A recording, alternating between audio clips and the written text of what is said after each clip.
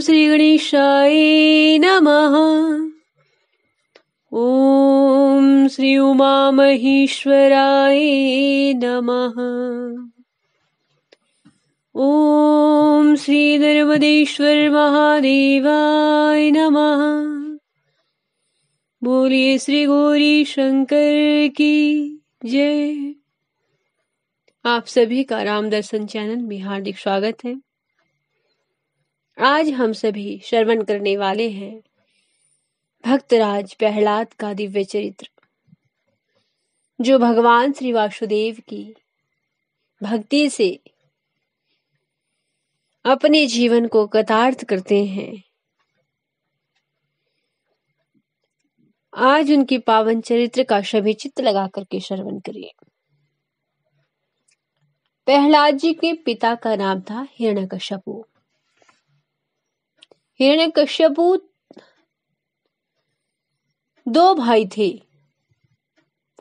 एक हिरण्याक्ष और एक हिरण्यकश्यपु, जो दिति के संतान थे।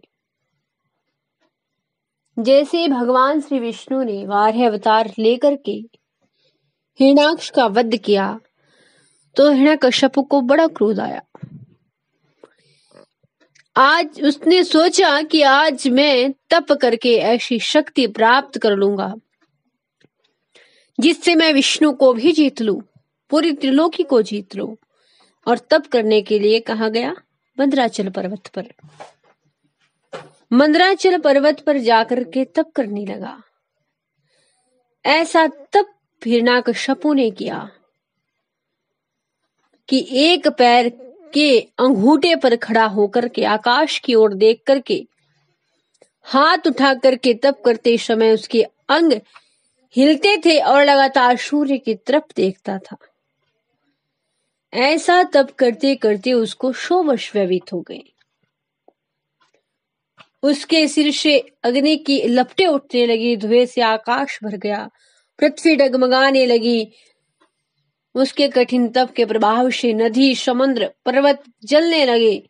बढ़ती हुई वह ज्वाला जब देवलोक तक पहुंची तो इंद्र आदि देवता भयभीत होकर के ब्रह्मा जी के चरणों में आए। ब्रह्मदेव से कहा, हे ब्रह्मदेव, इस दैत्य के तप से पूरी त्रिलोकी संतप्त हो उठी है, कुछ करिए ब्रह्मदेव। तब ब्रह्मा जी देवताओं के वचन सुन करके उसके पास गए जहां हिरण्यकश्यपु तप कर रहा था, और बोले, हे दैत्यराज, मैं तेरी घनघोर तपस्या से प्रसन्न हूं। जो चाहते हो वर मांग लो, मन वांछित वरदान तुम्हें दूंगा। ब्रह्मा जी ने उसके ऊपर अपने कमंडलों से जल छिड़का। तब हिरण्यकश्यपु का जो शरीर दीमक लगने से जर्जर हो चुका था, उस जल के पड़ते ही शरीर पूर्ववत बलवान हो गया, पुष्ट हो गया। तब उसने ब्रह्मा जी को प्रणाम किया और कहा कि हे पितामह, आप समस्त जड़ चेतन को उत्पन्न करने वाले हैं, आप अनंत सर्वज्ञ है। आप मुझे वर देना ही चाहते हैं तो मुझे ऐसा वर दे कि आप द्वारा बनाए हुए मनुष्य, पशु, पक्षी, देवता, गंधर्व, नाग आदि मुझे न मार सके। मेरी मृत्यु किसी अस्त्र अथवा किसी शस्त्र से न हो। पृथ्वी अथवा आकाश में भी मेरी मृत्यु न हो, न मैं दिन में मरूं न रात में। जैसे ऐसे वचन सुने, ब्रह्मा जी ने कहा, दैत्यराज, तुमने जो वर मांगे हैं बड़े दुर्लभ है, फिर भी मैं तुम्हें देता हूं। एवं वस्तु कह करके ब्रह्मा जी अंतर्ध्यान हो गए। अब हिरण्यकश्यपु तो बड़ा अभिमान में भर गया कि मैं पूरी त्रिलोकी को जीत सकता हूं, मुझे ब्रह्मा जी ने वरदान दिया है। हिरण्यकश्यपु ने आतंक मचाना शुरू कर दिया। देवता लोग भयभीत हुए, ब्रह्मा जी के पास आए। ब्रह्मा जी ने कहा, हे देवताओं, आप लोग जाकर के पर्वत की कंदराओं में भगवान श्री हरि का भजन करो, क्योंकि भगवान श्री हरि ही वे सामर्थ्य रखने वाले हैं जो दीन जनों के दुख को दूर कर सकते हैं।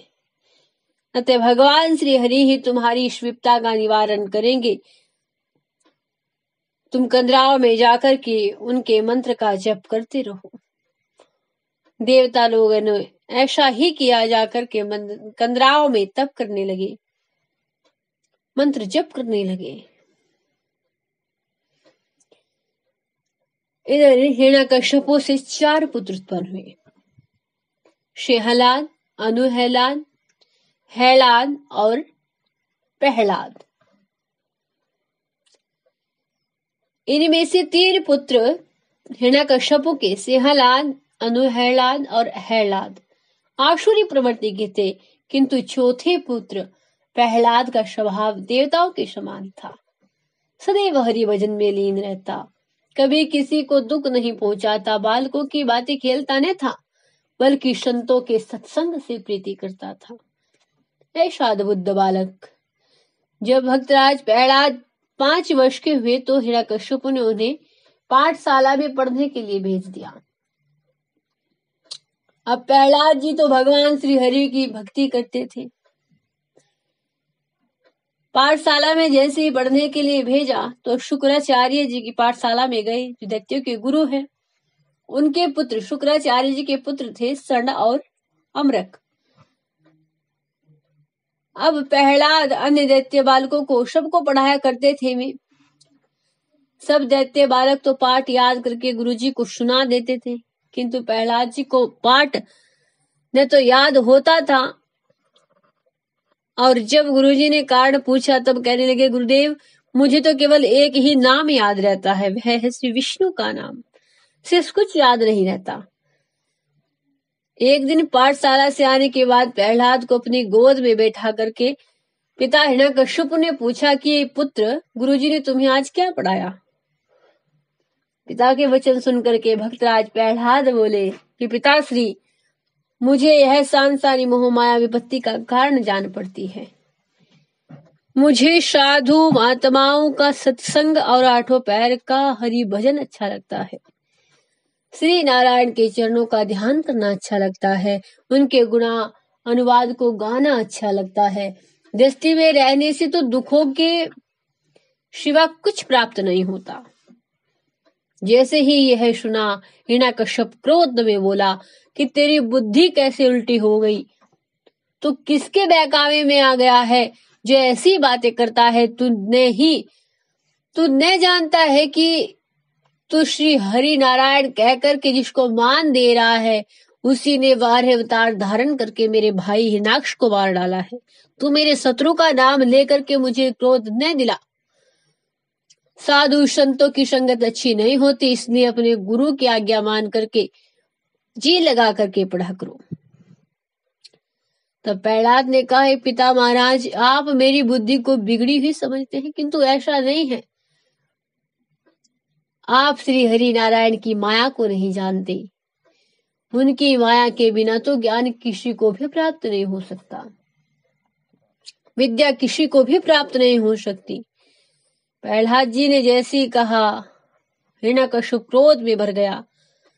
अनेकों दैत्यों को बुलाया, कहा कि दैत्य कुल में यह विष्णु स्वरूप वाला कांटा उत्पन्न हो गया है। मेरा कहना नहीं मानता, मेरे शत्रु का नाम जप करता है, उसकी बड़ाई करता है। बड़े लोग कह गए हैं कि जिस अंग में रोग होने की शंका हो, उस अंग को काट डालना चाहिए। अतः ऐसे दुर्बुद्धि बालक को तो मार डालना ही उत्तम है। तुम लोग जाकर के इसको मार डालो। जैसे ही सुना, दैत्य भक्तराज प्रहलाद को खींच करके बाहर लेकर के आए। त्रिशूल, तलवार, गदा आदि से मारने लगे, लेकिन भगवत कृपा के प्रभाव से, भगवान विष्णु के नाम जप के प्रभाव से जो भी अस्त्र शस्त्र दैत्य चलाते, शरीर में से आर पार निकल जाता और भक्तराज प्रहलाद को इसका भान भी नहीं होता। उनको इसका कोई घाव भी नहीं हुआ। वे तो आंखें बंद करके श्री हरि के चरणों में अपने मन को लगाए हुए चुपचाप बैठे रहे। अब दैत्यों ने सब अस्त्र शस्त्र निरर्थक समझ करके उस समय दैत्यों ने हिरण्यकश्यपु को बताया। हिरण्यकश्यपु ने कहा, अब इसे मतवाले हाथी से कुचलवा दिया जाए। हाथी से कुचलवाया गया, सर्पों से डसाया गया, फिर भी भक्तराज प्रहलाद को कुछ भी नहीं हुआ। तब दैत्यों ने उसे पर्वत से ले जाकर के खाई में धकेल दिया। इस पर भी भगवान श्री हरि की कृपा से भक्तराज प्रहलाद जो के तो बने रहे।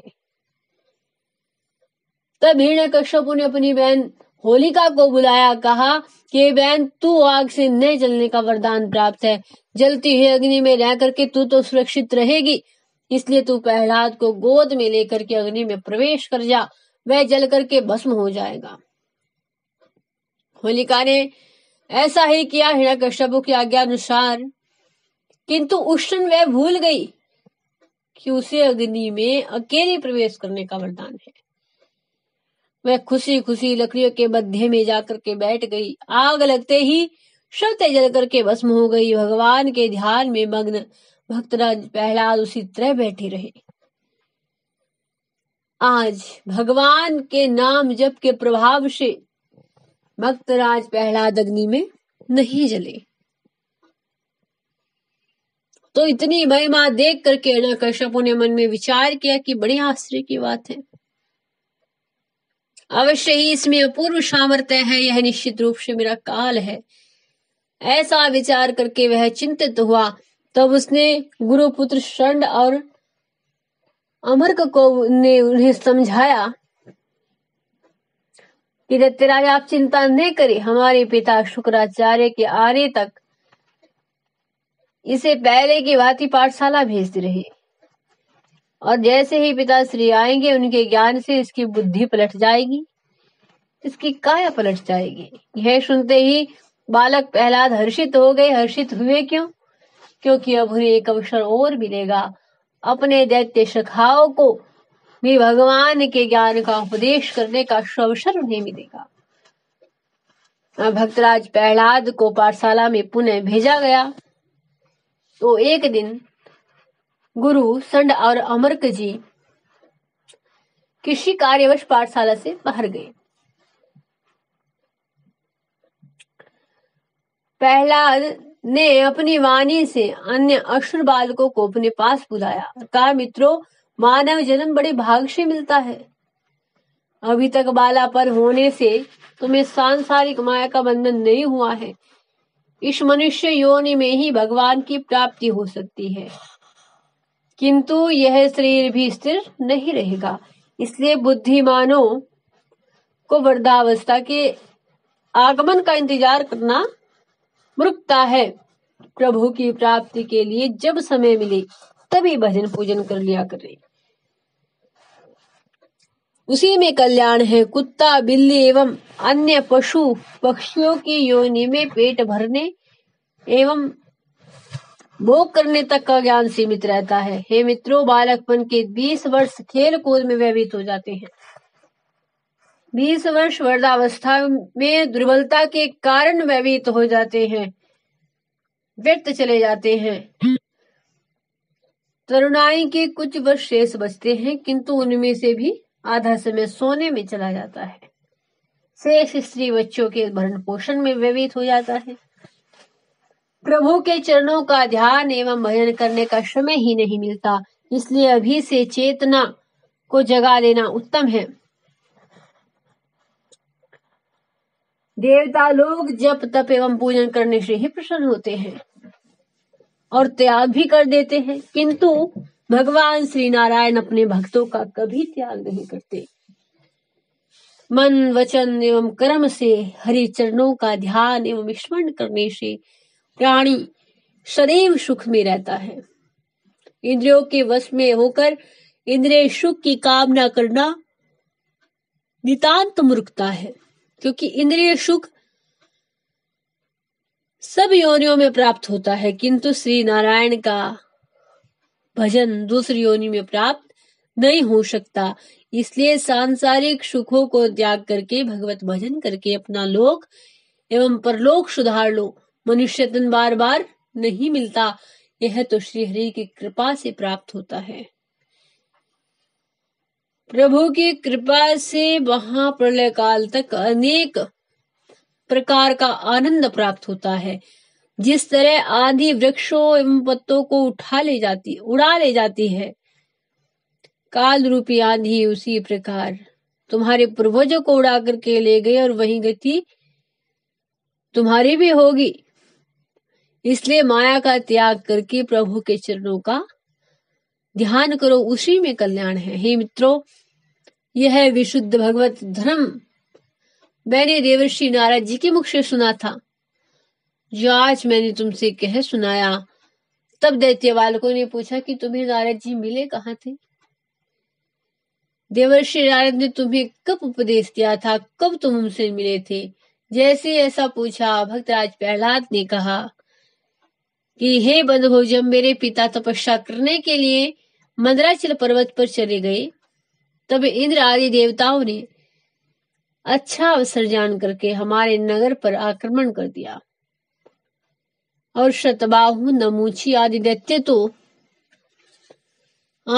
को मार कर भगा दिया और राजमहल में मेरी माता कयाधु और अन्य स्त्रियां उनको पकड़ करके देवलोक ले गया और मेरी विलाप करती चली जा रही थी। तो उसी समय मार्ग से नारद जी जा रहे थे, उनसे भेंट हुई। उन्होंने इंद्र से कहा, है इंद्र, इन निरपराध स्त्रियों को तुम कहाँ ले जा रहे हो? यह अनुचित कर्म है, इसलिए तुम्हें इसे तुरंत छोड़ देना चाहिए। तब देवराज इंद्र ने कहा, है देवर्षि दैत्यों ने हमारा राज्य छीन करके हमें अत्यंत दुखी किया है। हिरण्यकश्यप की यह स्त्री गर्भवती है, इसके गर्भ में अत्यंत प्रभावशाली पुत्र असुर रूप में पल रहा है। इसके बालक के उत्पन्न होने पर मैं उसे मार करके हिरण्यकश्यप की स्त्री को मुक्त कर दूंगा। जैसे यह वचन सुने नारद जी बोले, ही इंद्र, जिस बालक का वध करने की बात तुम कर रहे हो, उसे मारने में तुम समर्थ नहीं हो, क्योंकि इसके गर्भ में पलने वाला बालक कोई सामान्य बालक नहीं है। यह महात्मा भगवत प्रेमी बालक है। यह सुनते ही इंद्र ने मेरी माता को छोड़ दिया और भक्ति भाव से उनकी परिक्रमा करके इंद्रलोक को चले गए। मेरी माता वही नारद जी के आश्रम में रह करके भगवत धर्म का उपदेश ग्रहण करने लगी। उन्होंने यह भी कहा कि इस स्त्री का भगवत धर्म का उपदेश याद नहीं रहेगा, परंतु जो बालक इसके गर्भ में है वह इसे याद अवश्य रखेगा। अतः हे मित्रों, नारद जी का वह उपदेश मुझे उनकी कृपा से याद रहा और वही ज्ञान मैंने तुम्हें भी सुना दिया है और सुनाता हूं कि अवस्थाएं 3 होती है, बाल्यावस्था, युवावस्था एवं वृद्धावस्था। तथा परमात्मा का तेज सब प्राणियों में रहकर जीवात्मा कहलाता है, जो सदैव एक सा रहता है, न घटता है न बढ़ता है, अथवा विषाद दुख नहीं होता। जीवात्मा अजर एवं अमर है, न तो उसका जन्म होता है न मृत्यु। 6 तरह के विकार मनुष्य के शरीर में विद्यमान रहते हैं: जन्म, अनुभूति, बुद्धि, परिणाम, जय और विनाश। किंतु इन विकारों का संबंध जीवात्मा से नहीं होता। शरीर अनित्य है, आत्मा नित्य है। शरीर नाशवान है, किंतु आत्मा अविनाशी है। शरीर मलिन है, किंतु आत्मा शुद्ध है। शरीर जड़ है, आत्मा चेतन है। यह शरीर स्वयं प्रकाशित नहीं होता, किंतु आत्मा स्वयं अपना प्रकाश होता है। आत्मा का स्वयं अपना प्रकाश होता है। शरीर और आत्मा के भेद का ज्ञान हो जाने पर प्राणी को आत्मज्ञान प्राप्त हो जाता है और भगवत भक्ति की प्राप्ति हो जाती है। श्री नारायण की कृपा होने से सभी कलेश मिट जाते हैं और मुझे ही देखो, मेरे पिता ने मुझे मारने के लिए बहुत सा प्रयत्न किया, किंतु नारद जी के उपदेश और श्री हरि की कृपा से मेरा कुछ भी अहित न हुआ। तुम लोग यह विचार न करो कि हम लोग मांसाहारी हैं, मदिरा पान करने वाले दैत्य पुत्र हैं, अतः हमारा तप एवं भजन पूजन स्वीकार करेंगे। मैं भी तो दैत्य पुत्र हूँ। इस प्रकार ज्ञान की बातें सुन करके दैत्य बालक कहने लगे, हे प्रहलाद, हम सभी बालक तुम्हारे ज्ञान उपदेश से बहुत प्रसन्न हैं। अब हम लोग भी गुरु जी की मिथ्या बातों को ग्रहण न करके भगवान के चरणों में प्रीति क्या करेंगे। और आज भक्तराज प्रहलाद तो ओम नमो भगवते वासुदेव कहते ही थे। आज पाठशाला में जितने भी बालक थे सबके सब ओम नमो भगवते वासुदेवाय, ओम नमो भगवते वासुदेवाय, ओम नमो भगवते वासुदेवाय, इसी मंत्र से पूरी पाठशालाएं गुंजायमान हो गई। अब जैसे ही सुंड और अमरक आए और बालकों की दशा देखी कि पूरे पाठशाला में जैसे ही बालकों की दशा देखी भयभीत तो हो गए कि पूरी पाठशाला में ओम नमो भगवते वासुदेवाय इसी महामंत्र से गूंज रहा है। जाकर के सब वृत्तांत हिरण्यकश्यप को बताया। अपने पुत्र प्रहलाद एवं अन्य बालकों के नारायण के प्रति प्रीति देख करके हिरण्यकश्यप ने आज निश्चय कर लिया कि प्रहलाद को मार डालना उचित है। उसने क्रोध करके कहा, अरे बालक, मैंने तुझे दंड देकर समझाया कि नारायण का नाम न ले, परंतु तू स्वयं तो बिगड़ ही रहा है, साथ ही साथ असुर बालकों को भी पथ भ्रष्ट कर रहा है। तूने मेरी आज्ञा का उल्लंघन किया है। नारायण का नाम जप कर मेरे शत्रु का नाम जप करके तू भी मेरा शत्रु बन गया है। मुझे मालूम हो गया है कि तेरी मृत्यु के दिन निकट आ गए हैं। तुझे मैं अपने हाथों से मारूंगा।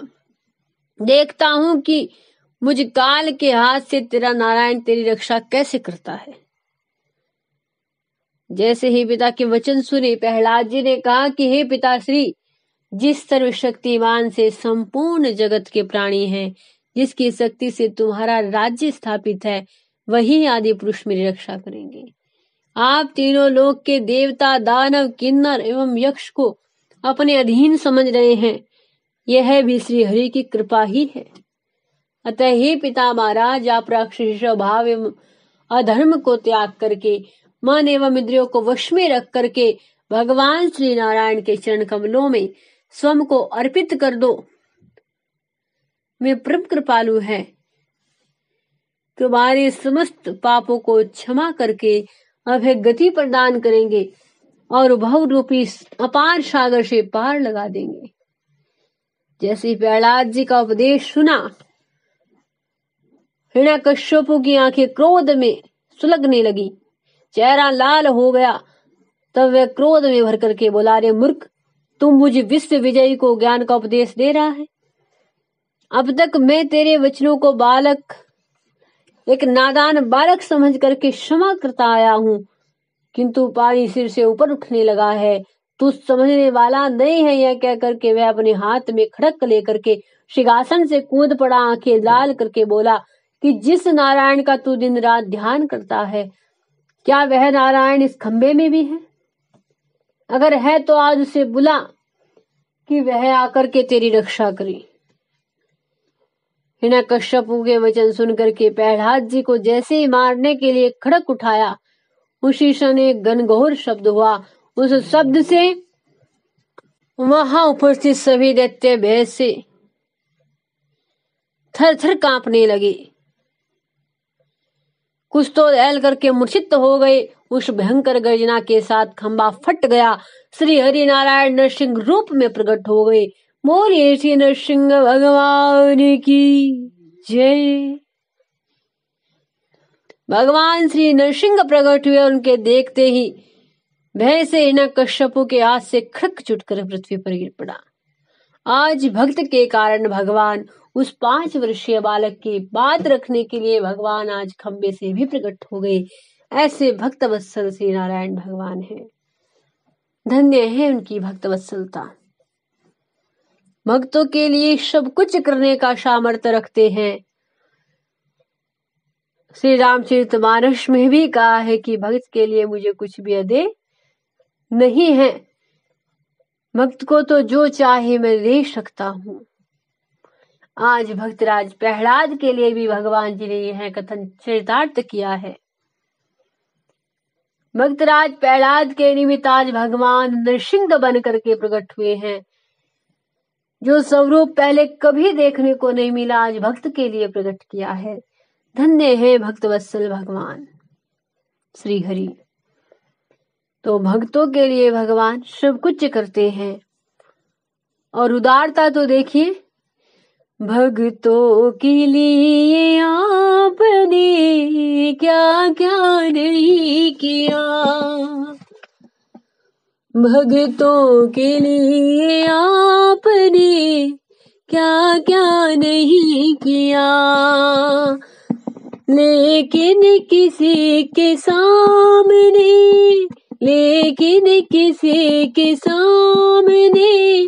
चर्चा नहीं किया, भक्तों के लिए आपने क्या क्या नहीं किया। करते हो भूल जाते हो, कितने दयाल हो, है कौन जिस पे आपने कृपा नहीं किया, भक्तों के लिए आपने क्या क्या नहीं किया। प्रहलाद को बचा लिया, खम्बे से आ गई, प्रहलाद को बचा लिया, खम्बे से आ गए। ऐसा करिश्मा आपने, ऐसा करिश्मा आपने पहले नहीं किया, भक्तों के लिए आपने क्या क्या नहीं किया। जब गज को पकड़ा ग्राह ने तेरी पुकार की, जब गज को पकड़ा ग्राह ने तेरी पुकार की, पल में बचा लिया आपने, देरी नहीं किया, भक्तों के लिए आपने क्या क्या नहीं किया। लेकिन किसी के सामने चर्चा नहीं किया, भक्तों के लिए आपने क्या क्या नहीं किया। तो ऐसे हैं भक्त वत्सल भगवान, भक्तों के लिए सब कुछ कर सकते हैं, लेकिन फिर भी अपने श्रीमुख से भगवान कहते नहीं हैं। उदारता से भरे हुए श्री नारायण भगवान आज नरसिंह रूप में प्रकट हुए हैं आज भक्त के लिए। और ऐसा स्वरूप भगवान श्री नरसिंह का है कि जिनकी गर्जना से तीनों लोक कांप उठे। उनके स्वरूप को देख करके सब हिरण्यकश्यपु वैसे भयभीत हो गया। पीले नेत्र, भयंकर दांत और उनके गर्दन के बाल उन्हें और अधिक भयंकर बना रहे थे। उन्होंने 10 योजन का विशाल शरीर धारण किया था। अद्भुत स्वरूप को देख करके मनी मन हिरण्यकश्यपु विचार करने लगा कि ऐसा अद्भुत रूप मैंने कभी नहीं देखा। उसे ब्रह्मा जी का दिया हुआ वरदान याद आने लगा। उन्होंने कहा था कि तू न तो मनुष्य से मरेगा, न देवता से, न राक्षस से, और न ही गंधर्व किन्नर के हाथों से ही मरेगा, न पशु से, न पक्षी से, न मनुष्य से मरेगा, न पशु से। उन्होंने कहा था कि न तू रात में मरेगा न दिन में, और इस समय संध्या का समय है। ऐसा प्रतीत होता है कि ब्रह्मा जी का वचन सत्य होने वाला है। यह मेरा काल बन करके उत्पन्न हुआ है। किंतु फिर विचार किया कि हो न हो यह महामायावी विष्णु ही मुझे मारने के लिए प्रकट हुआ है। मैं तो अत्यंत बलशाली हूं, यह मेरा क्या बिगाड़ लेगा। ऐसा कह करके अपनी गदा लेकर के नरसिंह भगवान पर टूट पड़ा। किंतु भगवान श्री नरसिंह ने उसके इस तरह आते हुए इस तरह पकड़ा जैसे सिर्फ चूहे को पकड़ता है। हुंकार करते ही भयंकर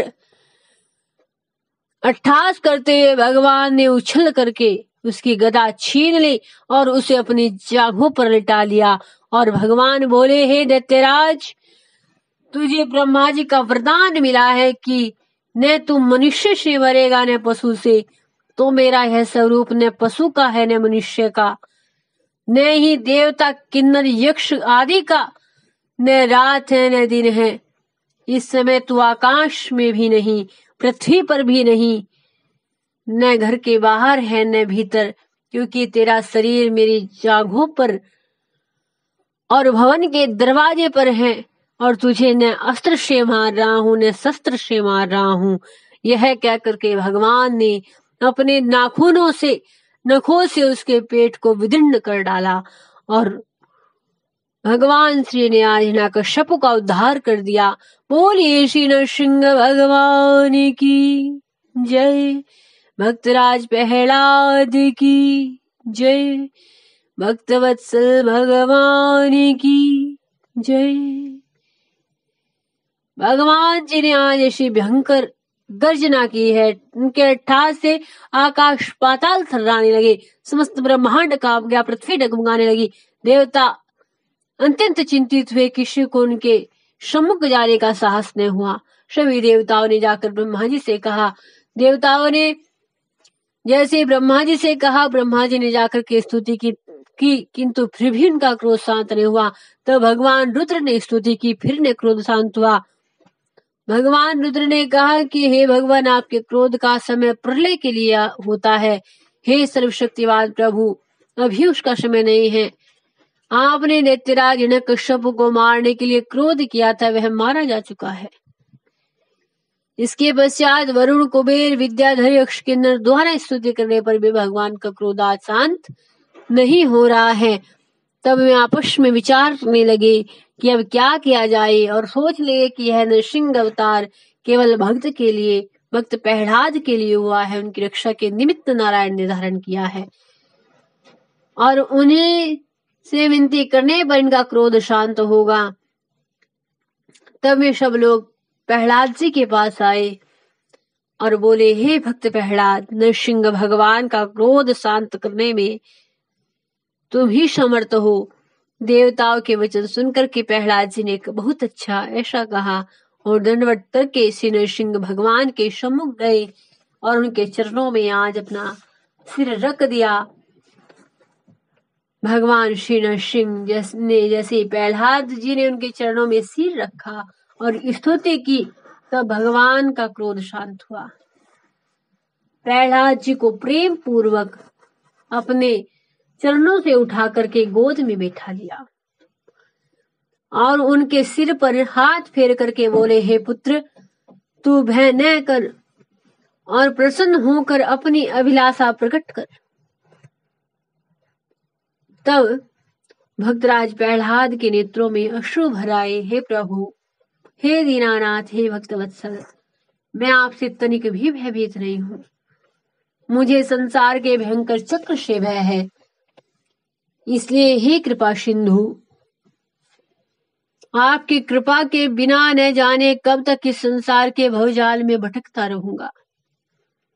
यह शरीर अविद्या के कारण अनेक कर्म करता हुआ अनेक योनियों में भ्रमण करता है। आपकी यह माया मुझे अत्यंत दुख दे रही है। हे पालनहार, जिस तरह मुझे धर्मी कुल के बालक पर दयालु होकर के मेरी रक्षा की, इसलिए मैं अपने समान दूसरे का भाग्य नहीं समझता। मैं दैत्य कुल में जन्म लेने वाला अज्ञानी बालक हूँ, आपकी स्तुति करना नहीं जानता, किंतु आप अंतर्यामी हैं, सब कुछ जानते हैं। आप उत्पत्ति करता, पालन करता, विनाश करता है। तीनों लोक आप में निहित है। युग युग में धर्म की रक्षा के हेतु आप अवतार ग्रहण करते हैं और इस कलयुग में गुप्त रूप से रहते हैं, इसलिए आपको त्रियुग भी कहते हैं। देवता दानव आदि आपके भयंकर स्वरूप से डरते हैं, किंतु मैं भय नहीं मानता, क्योंकि आपने यह अवतार धारण करके मेरे प्राणों की रक्षा की है।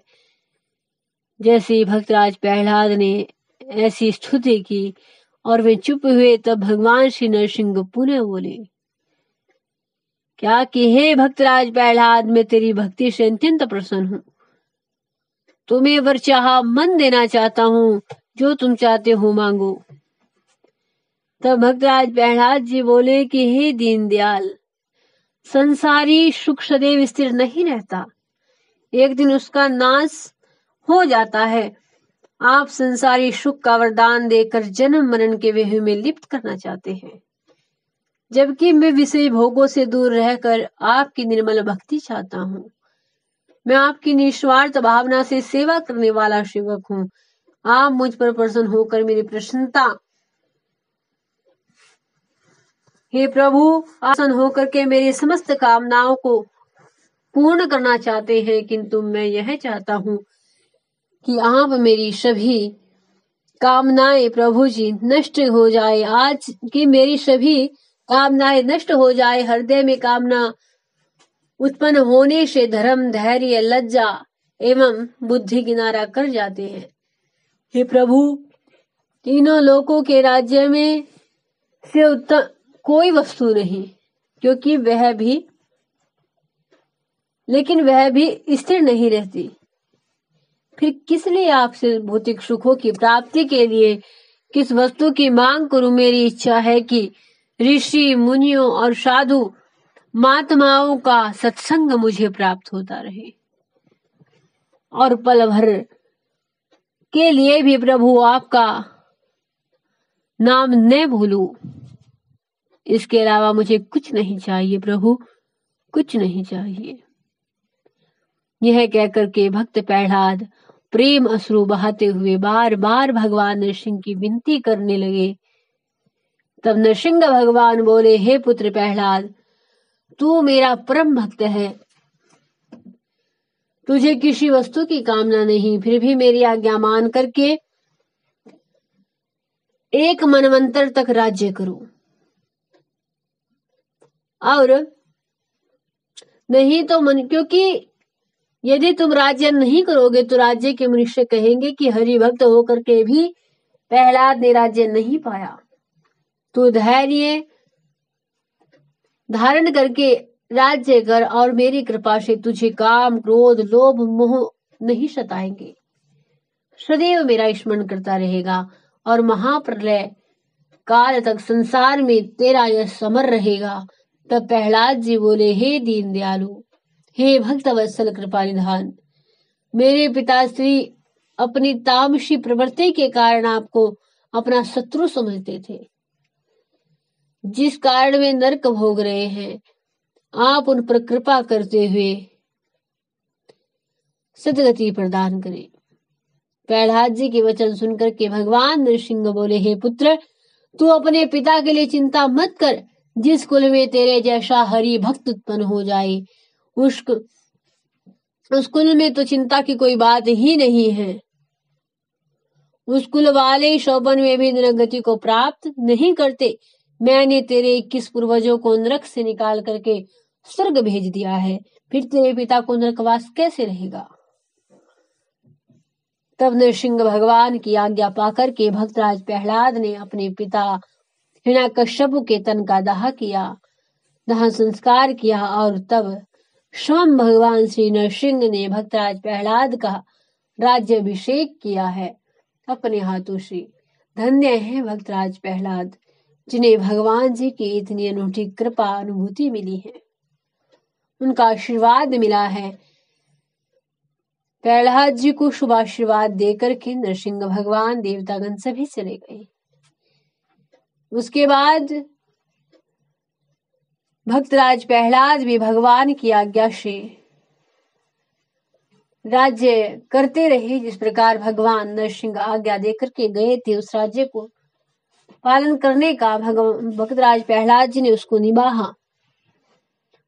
इस प्रकार आज हम सभी ने भगवान नरसिंह के अवतार और भक्तराज प्रहलाद के दिव्य चरित्र को श्रवण किया है।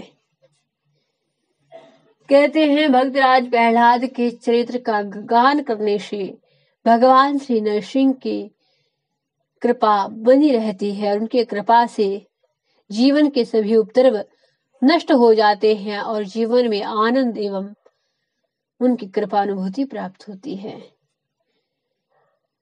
तो आज हम सभी ने उस दिव्य चरित्र को श्रवण किया है। इसी के साथ जय श्री सीताराम। बोलिए श्री नरसिंह भगवान की जय। भक्तराज प्रहलाद की जय। भक्तवत्सल भगवान की जय।